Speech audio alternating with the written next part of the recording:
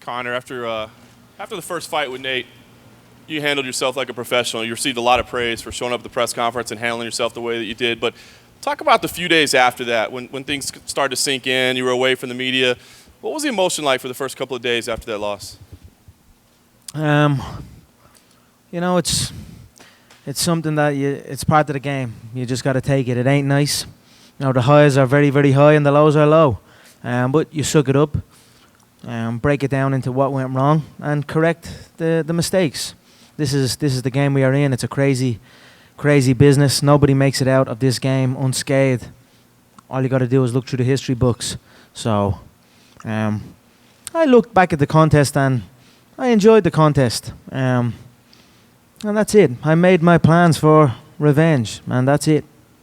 The weeks after that, we kind of all wondered what was going to be next for you, and Dana would say, Conor's obsessed with this rematch, man. He's obsessed with it. Do you think that's a fair characterization? And if so, why were you obsessed with having it at 170 pounds when, truthfully, neither one of you guys are welterweight, so why not change the terms a little? He's more than a welterweight now. He's about 200 pounds. He's been enjoying himself.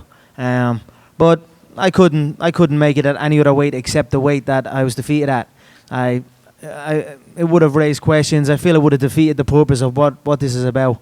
I feel I was completely in control of the contest. I was slapping the head off him. Let's be real here. So that's it. I just wanted to keep it as is. Have my training camp and preparation for that frame, for that larger man, and that's it. I wanted no changes, so I got it. And we've heard a lot about the changes in your training camp and the way you're approaching it differently this time. Can you talk about how that was developed, the decisions that were made? Were these decisions you made, your coaches made? How was it developed? Nobody can compare to my rise and how this is all shaped about. Myself, my coach, my team, everyone involved in this, our life has changed so quick. So we were forced to kind of look at how we were preparing for these contests. It got complacent. We'll show up anytime. We'll train whatever we feel like. We'll hit them and they fall. And on top of that, everyone has their own commitments. Everyone has, the amount of stuff I have. My coach has a book out now, and everyone that has been involved in my camp have had a crazy change in their entire life.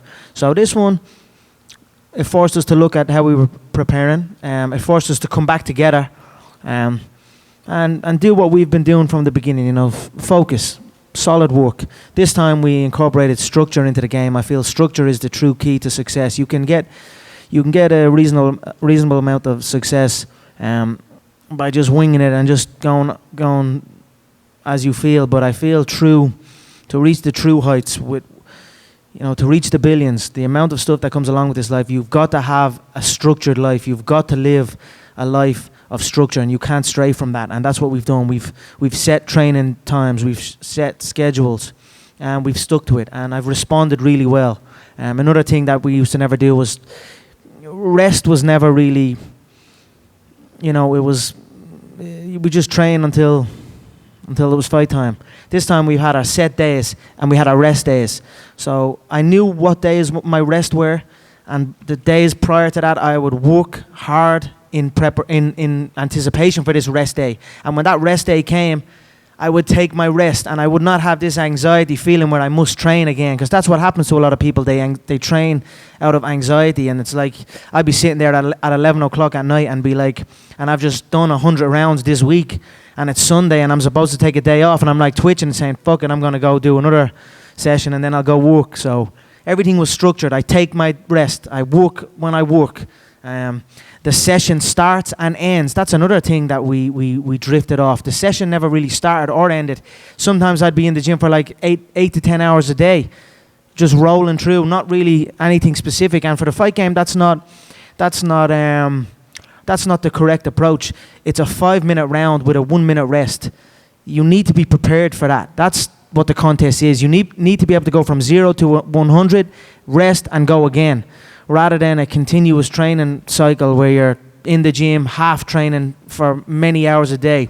That's not beneficial to what we are doing in the fight. So these are just changes that we've implemented, and again, I've responded amazingly. Usually at the end of camp, I'm like, I can't wait for this camp to end, or I'm sick of training, or or I'm banged up. I am absolutely perfect. Like this time last camp, I remember I was in a bad way. Everything was just, the opponent changed. The whole circus was kicking off again when it only had just happened.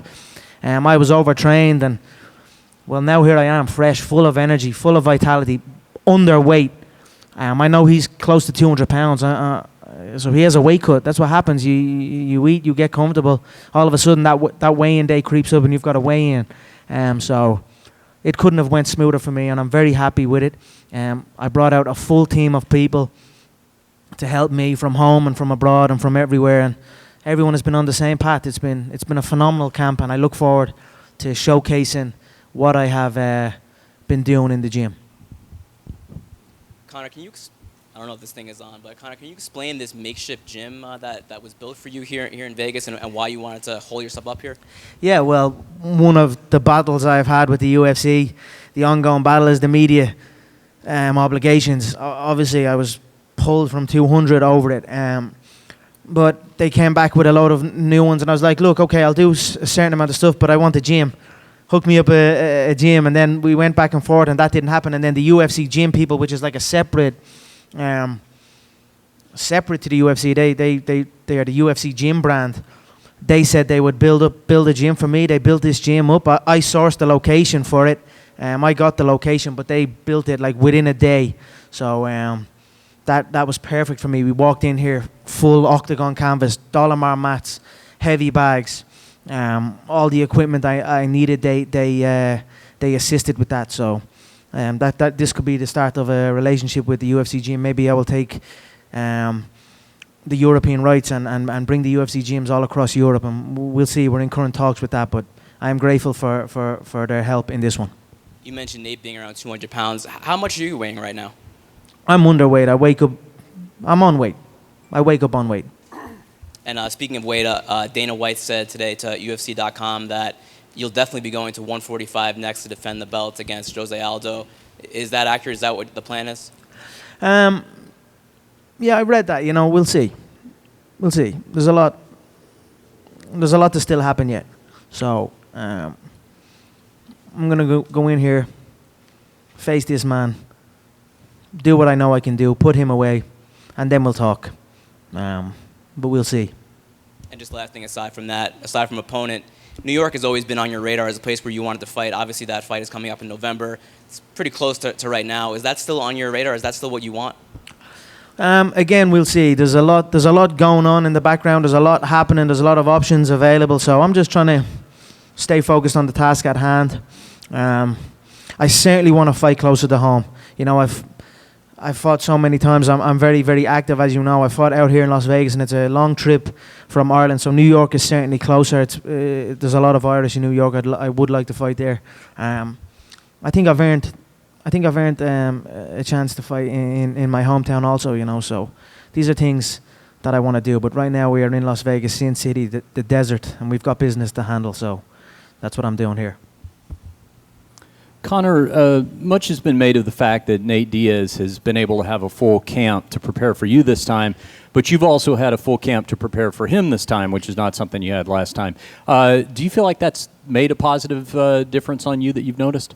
It's certainly made a positive difference for me. I've experienced that motion, that range, that weight time and time again in the camp.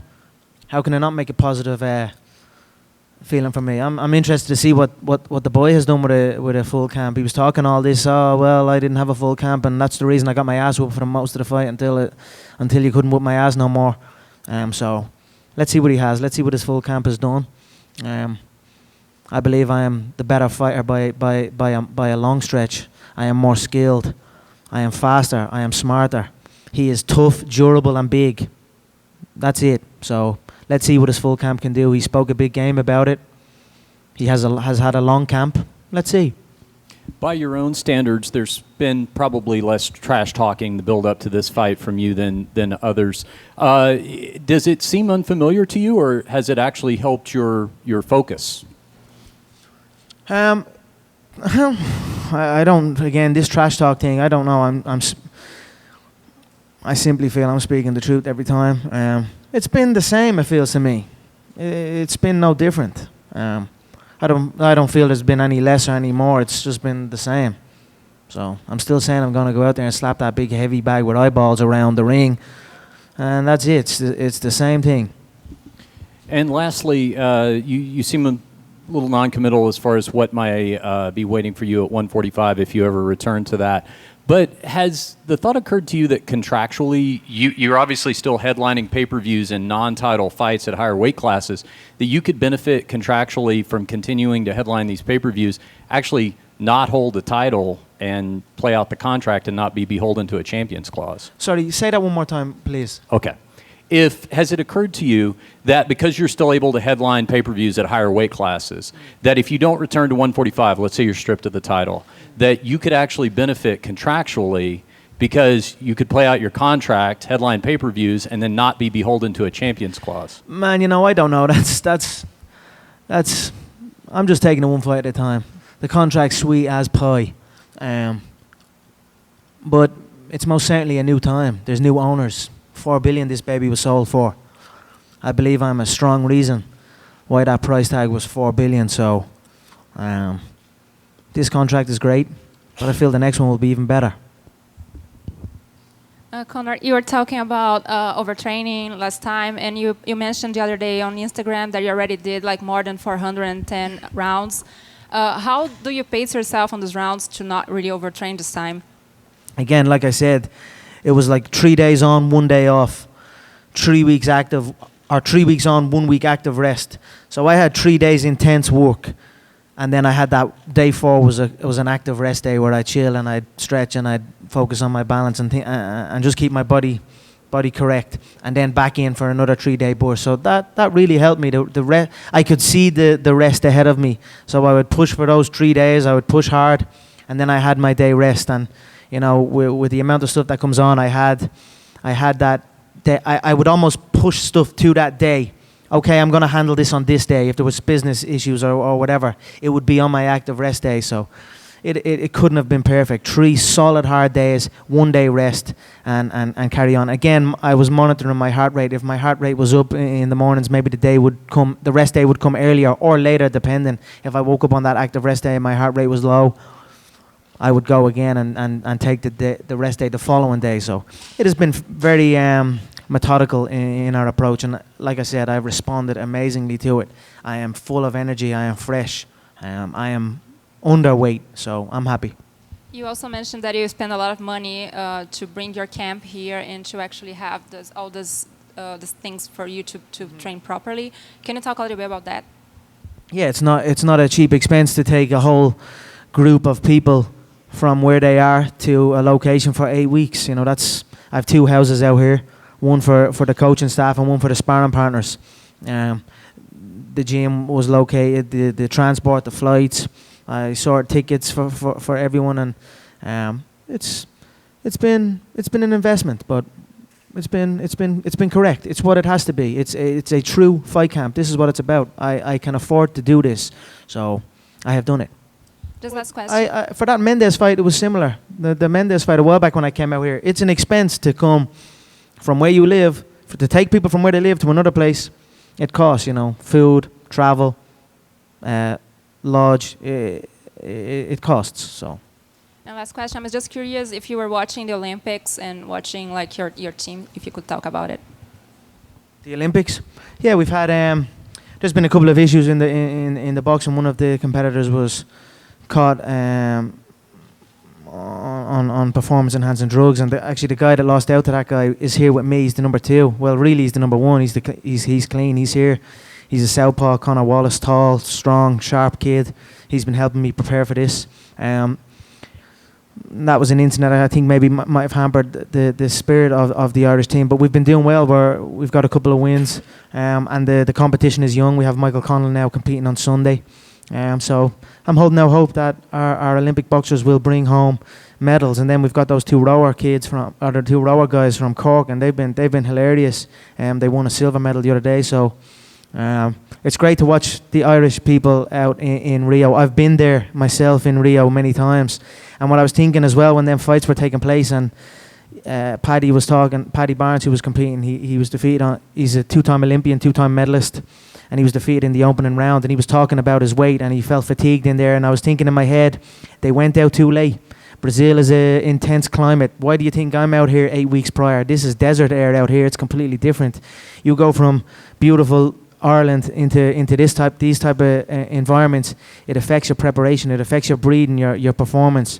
So I think that is an issue that maybe they left it too late. But we've been doing good. I feel we're still going to medal. And the Olympics has been great. It's been great to watch these athletes. I've been sitting watching Phelps and watching the swimmers and the gymnastics. Some amazing athletes, and seeing their, you can see their dedication and their commitment to their craft. And I feel the same from the other side of it, So it's given me motivation, and I look forward to having my Olympics August 20th. Conor, given your standing in the sport, there were reports again this week of attempts to labor and unionize fighters, but it would seem if fighters like yourself and other huge names didn't take part, there would be no teeth to this. Do you have opinions on this in terms of what you think about unionizing fighters? Look, many fighters are not in a great situation. I am blessed.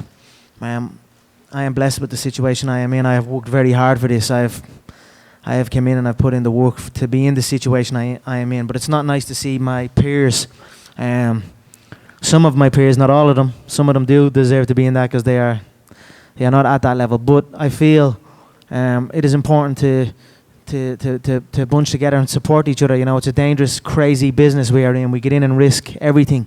I've witnessed firsthand how these fighters risk it all. So maybe in the future. Right now, I've got to focus on myself. That might be selfish, but this is the position I'm in right now. I have a lot going on. I've got to focus on my own self right now. But in the future, maybe I will help spearhead something like that if it is presented correctly. I wouldn't just jump in if it wasn't going to be done right. Would you agree it would take fighters of your name and level to make it work, though? Yeah, of course. Yes.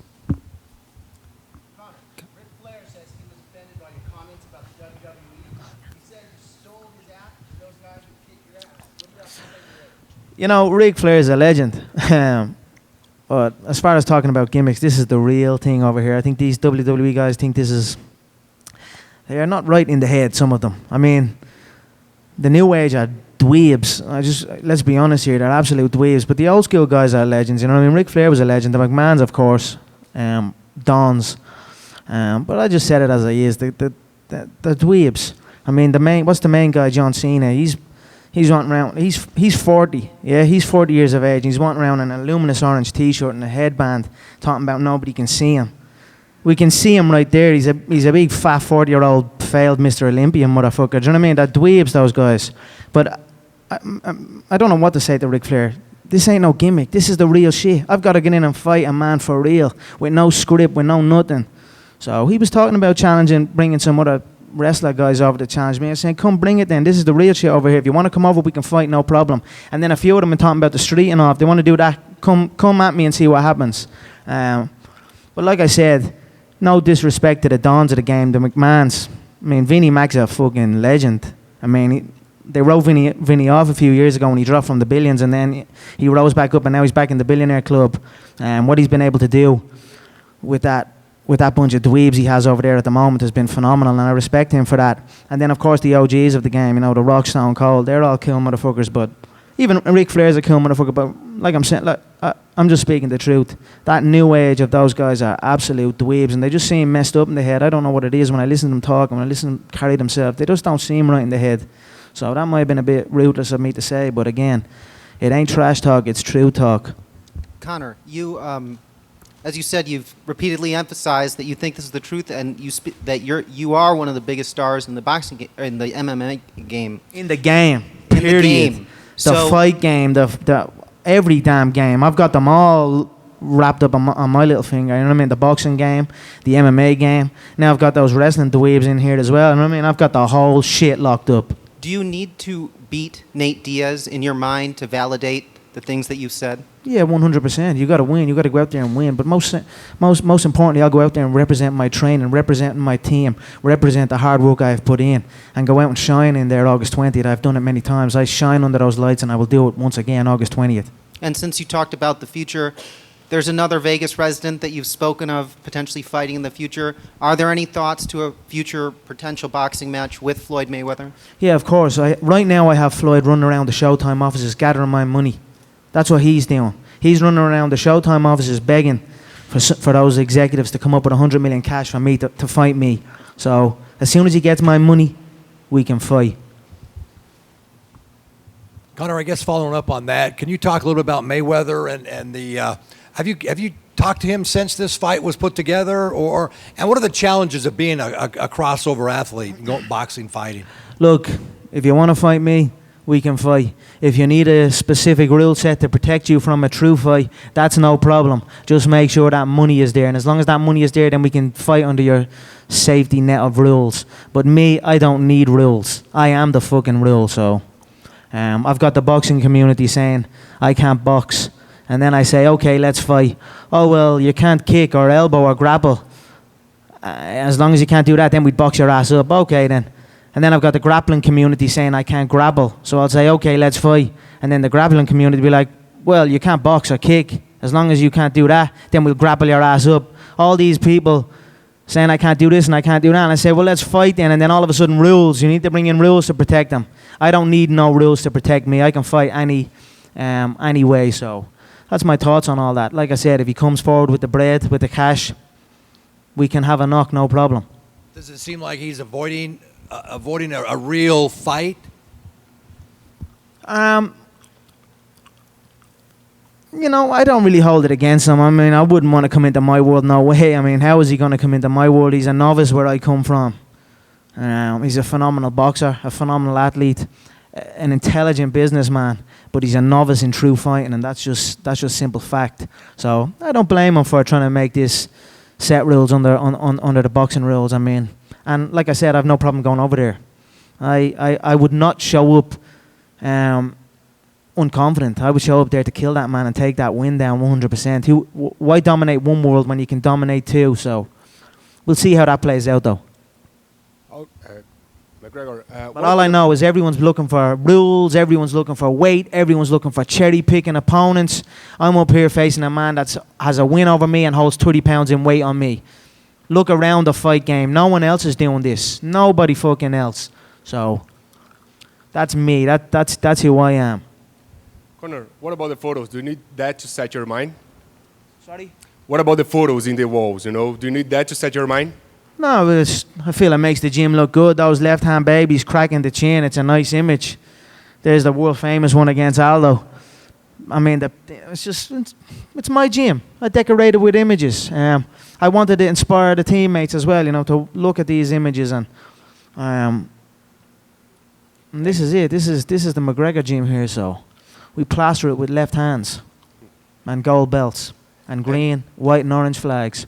Still talking about Olympics, on Monday we will have Katie Taylor fighting again for the quarters, and Irish boxer champion in London. Who's most famous in Irish, you or her? Katie Taylor is an absolute hero. I'll be certainly at the watching the TV and cheering her on. Olympic champion, the woman that brought the women into the Olympics. So she's very similar to Ronda in that way. She opened the door. So I hope she goes out and does it, and I'll be supporting her. I'm a big fan of Katie Taylor and all the Irish boxers competing. Conor, should Dana ban John Jones and Brock Lesnar for life for cheating? I mean, I don't give a shit. I don't give a shit.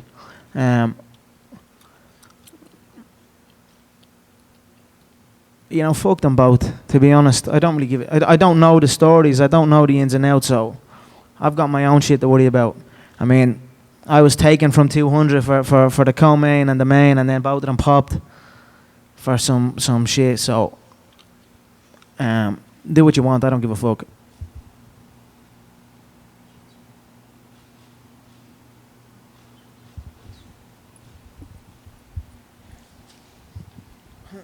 Can you talk about the last time, when you fought Nate at the weight, the week before, around this time, about 5 days before fight week, physically, how did you feel?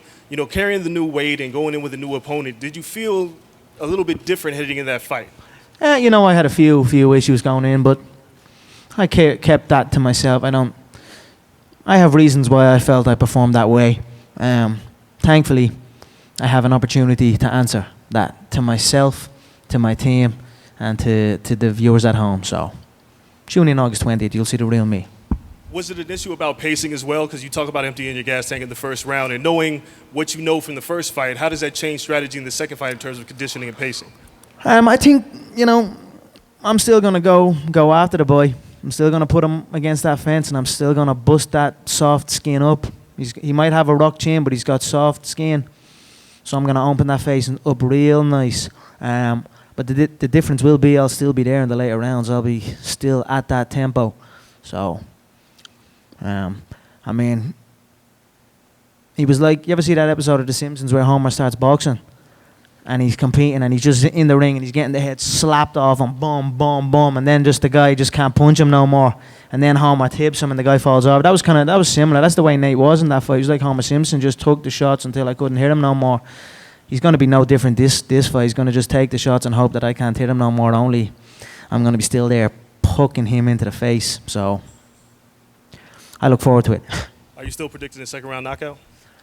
Yeah, I feel I was close. I feel if there was a little more in the tank, I would have stopped him in the second round. So I feel I will be prepared for 5. I will go in anticipating 5. I didn't give him respect. He can take as hell of a smack the boy can, but he will take a hell of a lot more. So I still feel I'll repay the favor second round. Conor, what impact do you think that you've had on fighters asking for the money fight? I have champions Eddie Alvarez and Tyron Woodley asking for big fights. What impact do you think that? You can't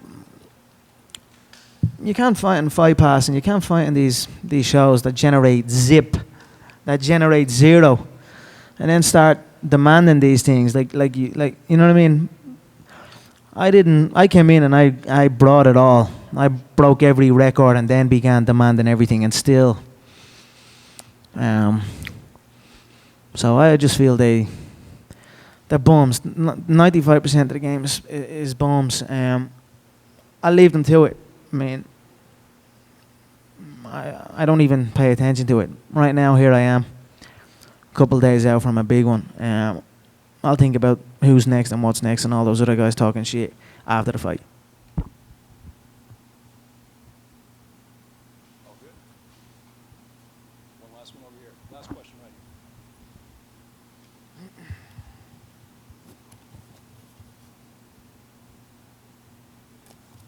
Yeah, Conor. About that private jet you were talking about. Any purchase in the near future? The private jet with Ronaldo? Well, give me next year. I'll climb that Forbes list. I challenge him for the #1 Forbes spot. Speaking of Forbes, Ronaldo laughed at you when you said you were going to beat him in the Forbes. So what do you got to say to Ronaldo? Yeah, he's up there, and he said he just signed a new deal with Real Madrid, so it's going to be tough. But thankfully, this company's a $4 billion company, and I'm head of operations here. So I'm confident I'll rise through them ranks of the Forbes list, and I'll see that boy next year. Great. Last question about the Olympics. What's your comment about the Egyptian fighter not shaking the hand of the Israeli fighter? I didn't hear about that. I know nothing of it to speak on it. Last question, Conor. I'll take a couple more, Chris. I appreciate you all coming out here, and just want to ask, we can. Conor, it's pretty much official now that George St. Pierre is coming back. I know that you're obviously looking for big fights. We know that you're focusing on Nate right now, but is that a fight that could be on your mind in the future, you against GSP? You hear so many things. Let's see what happens. Let's see the dotted line signed. Let's see fights take place. But right now, I don't see anyone on my level. So I'm having a hard time deciding who's next after this one. So we'll see. We'll let things play out, and then we'll figure it out. I know you've had to deal with losses earlier in your career, but you've been riding such a wave the last couple fights, couple years. Do you feel different mentally, kind of going in to a fight off of a loss than you have the last couple fights? I feel strong. I feel strong in my mind. I always do. I don't let defeat phase me. Like I said before, the true champions can come back. The true champions rise again, and I am a true champion. So I look forward to rising again August 20th. Conor, what's the coolest thing about this fame over the last few years? Just personally, what's been kind of the coolest thing in your life? I love my life. I still do the same things I was doing. I still show up at the gym and try and take somebody out. That's this life here. We show up, we bust each other up, and we go home. But of course, I'm just a young kid from Crumlin, Dublin, a little small town. And I'm getting to be on name-to-name basis with these stars, and I'm getting to have the freedom to do what I want, to wear nice things, and it's certainly a damn good life, and I'm extremely grateful and extremely blessed to be in this position. Is it harder to be Mystic Mac when you moved up in weight? A little more of a challenge to predict? It's a challenge I have. He's a big, slow Mexican beanbag. So, but I'm going to take another stab at it. Second round, Mystic Mac. Conor, it seems like a lot of the people, your competitors in the featherweight division, feel like you're not coming back. I know you're not. You don't know what's next. Does defending that belt mean something? They're praying I don't come back. Tell me one time I missed weight. I even made championship weight when I wasn't supposed to make championship, when there was no championship on the line. They're praying I don't come back. I've beaten everybody in the division. If Frankie had won that last fight after all the shit he was talking and his team was talking, it would have been set in stone. I'm going back there to shut that man up. But he got slapped around that fight. Couldn't do nothing against a guy that I KO'd in one shot. So I just got to see it out, see what happens after this fight. But I'm the featherweight world champion.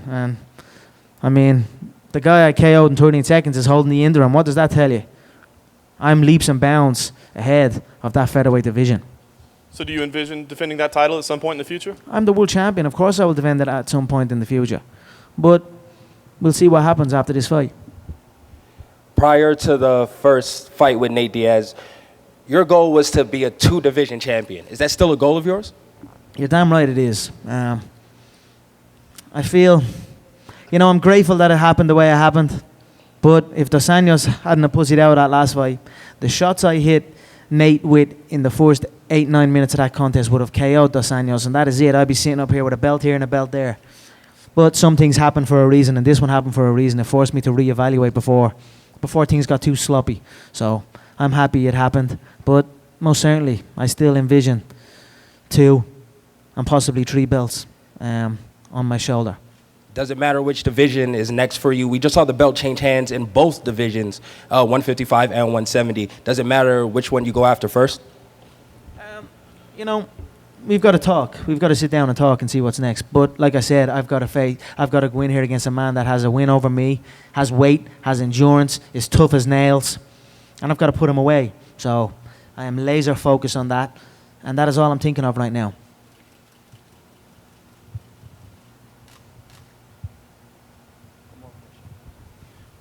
Conor, the UFC said they're going to take some fighters and make movie stars out of them. Are you opposed to that? What's your comment? Well, the new owners are like this. The new owner is the entourage guy, right? So that's what their game is on the other side. So I don't know. I turned down many. I've turned down many because this means a little bit more to me than that does right now. Maybe later though. But it's certainly not a bad connection to have. The new owners or these people are heavily involved in the entertainment industry. To see some fighters get breaks in other areas, that's great. It's big for the sport.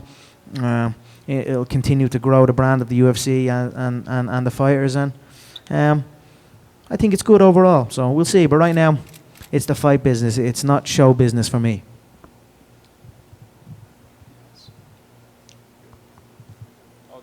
Boom. All right. Thank you, guys. I appreciate you all coming out. I'm going to do some pad work on that. Stay loose. Thank you for the questions. Thank you.